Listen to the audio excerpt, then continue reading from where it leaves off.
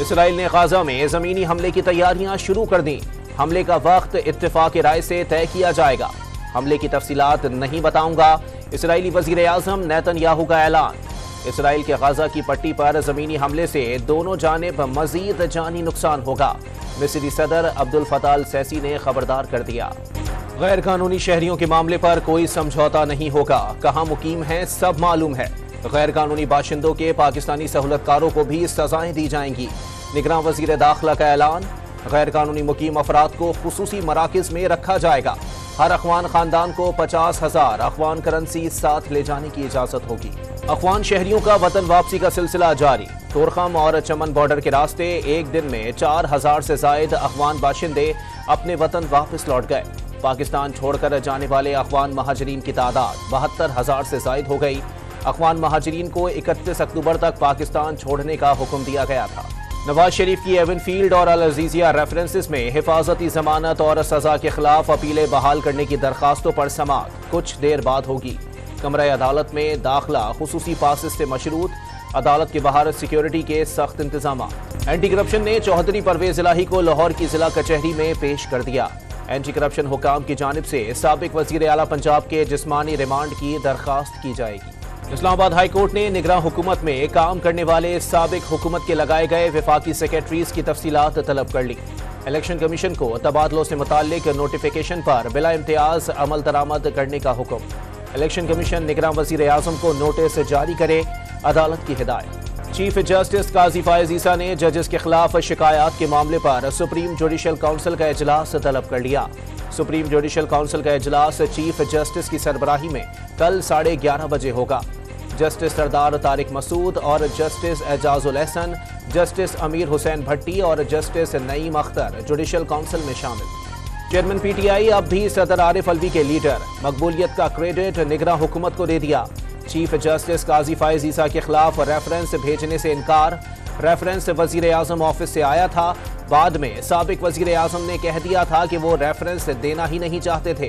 ایوان صدر میں نہ ہوتا تو آج جیل میں ہوتا۔ صدر کی نجی ٹی وی سے گفتگو۔ خیبر پختونخوا میں مالی بحران، مالیاتی ایمرجنسی لگانے کا فیصلہ۔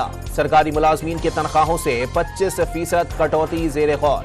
کٹوتی سے 9 ارب روپے تک کی بچت ہوگی۔ خیبر پختونخوا میں بیرونی قرضوں کی رقم 887 ارب روپے سے زائد تک پہنچ گئے۔ شہری پیٹرولیم لیوی کے بڑھتے بوجھ تلے دب گئے۔ پہلی بار کسی بھی مالی سال کی پہلی سہ ماہی میں سب سے زیادہ لیوی وصولی۔ جولائی تا ستمبر 2023 پیٹرولیم لیوی کی وصولی میں 368% وصولی۔ وفاق نے پہلی سہ ماہی میں لیوی کی مد میں 222 ارب روپے وصول کیے۔ مسلسل مالی خسارے سے پی آئی اے کی نجکاری ناگزیر۔ قومی ایئر لائن کا مجموعی خسارہ 7,000 ارب سے زائد ہو گیا۔ پی آئی اے کو چلانے کے لیے حکومت کو 156 ارب روپے کا نقصان۔ پی آئی اے سمیت دیگر ایئر لائنز کو حج کرانے کی مد میں 95% ادائیگیاں کر دی گئی ہیں۔ وفاقی وزیر مذہبی امور انیک احمد کا بیان۔ اسرائیلی بربریت سے ایک دن میں 800 فلسطینی شہید، مجموعی تعداد 6,600 تک پہنچ گئی۔ صہیونی مظالم بے نقاب کرنے والے الجزیرہ کے صحافی کے خاندان کو ہمیشہ کے لیے خاموش کرا دیا گیا۔ غزہ میں ایندھن کی فراہمی بند ہونے سے آج سے اسپتال بند ہونے کا خدشہ۔ تمام مظالم کے باوجود فلسطینی ڈاکٹرز کے حوصلے بلند، گیت گا کر غزہ نہ چھوڑنے کا عزم۔ روس اور چین نے اقوام متحدہ کی سلامتی کونسل میں غزہ پر امریکی قرارداد کا مسودہ ویٹو کر دیا۔ متحدہ عرب امارات نے بھی مخالفت کی۔ برازیل اور موزمبیق غیر حاضر رہے۔ امریکی قرارداد میں اسرائیل کو دفاع کا حق ہونے پر زور دیا گیا تھا۔ امریکی ایوان نمائندگان نے حماس کے ساتھ جنگ میں اسرائیل کے ساتھ اظہار یکجہتی کی قرارداد منظور کر لی۔ 10 ڈیموکریٹس کے علاوہ تمام ارکان نے قرارداد کے حق میں ووٹ دیا۔ حماس اور دیگر مزاحمتی تنظیموں کی جانب سے شروع کی جانے والی جنگ میں اسرائیل اپنا دفاع کر رہا ہے، اس لیے اسرائیل کے ساتھ کھڑے ہیں۔ قرارداد کا متن: حماس فلسطینیوں کی اکثریت کی نمائندگی نہیں کرتی، شہریوں کے پیچھے چھپ رہی ہے۔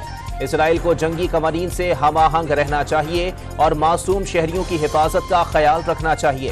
سعودی عرب اور اسرائیل کے درمیان سفارتی تعلقات کو نقصان پہنچانے کے لیے حماس نے حملہ کیا، امریکی صدر کا بیان۔ کراچی کے علاقے ہب ریور روڈ سے گاڑیوں کے 3 اسمگلرز گرفتار، قبضے سے کلاشنکوف، 9mm پستول اور نان کسٹم پیڈ گاڑی برآمد۔ ملزمان کئی نان کسٹم پیڈ گاڑیاں بلوچستان، سندھ اور پنجاب سے کے پی منتقل کر چکے ہیں۔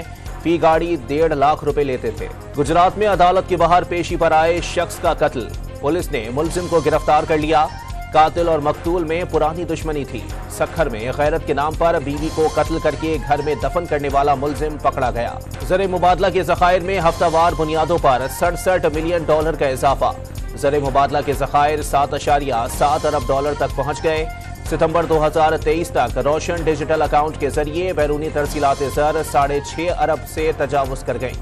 गैर मुल्की सरमायाकारी $126 मिलियन तक जा पहुंची। पाक फौज और इंतजामिया की कोशिशों से सिब्बीता हरनाई रेलवे लाइन बहाल हो गई।